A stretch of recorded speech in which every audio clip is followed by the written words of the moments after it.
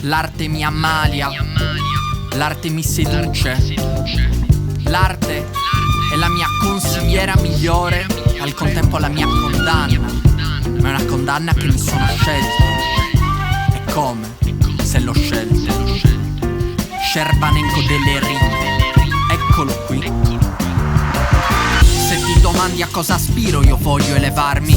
Questo è il mio obiettivo e non sarei tu a fermarmi. Sono qui per confrontarmi, tu straparli, ti perdi in chiacchiere e proclami. Questi sono i fatti fiacchi, ne vedo ovunque, andiamo quindi al dunque. Il genere umano ha l'animo turpe, dice frasi dubbie, frasi brutte, prive di significato da certa gentaglia. Non mi sento rappresentato, non mi adeguo come Sandro Pertini. Come Leopardi scrivo idilli contro questi poveri cretini. Cerco l'infinito, non ho la smania di far quattrini. Quando scrivo ho il diavolo in corpo tipo Alberto Camerini. Sintonizzati con me, entra nel mio mondo. Questa vita è una commedia, bene allora prendi posto. Mandami i tuoi campioncini fesso, andiamo sono pronto. Scerbanenko delle rime, attento arriva il galantuomo. Io prendo coraggio e guardo al di là di quello che mi circonda e di questa realtà. Io prendo il buono da ogni situazione, accantono il dolore, aspetto la mia occasione. Io prendo coraggio e guardo al di là di quello che mi circonda e di questa realtà. Io prendo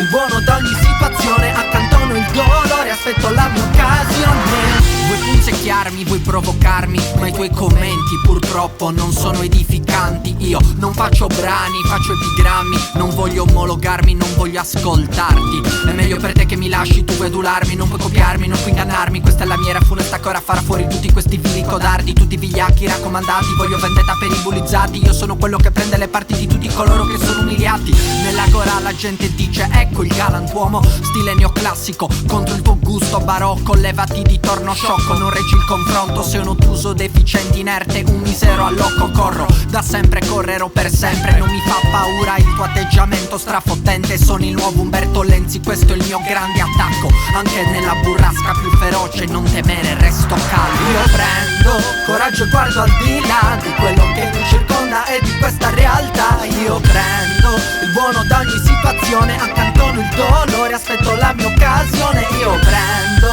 coraggio e guardo al di là di quello che mi circonda e di questa realtà. Io prendo il buono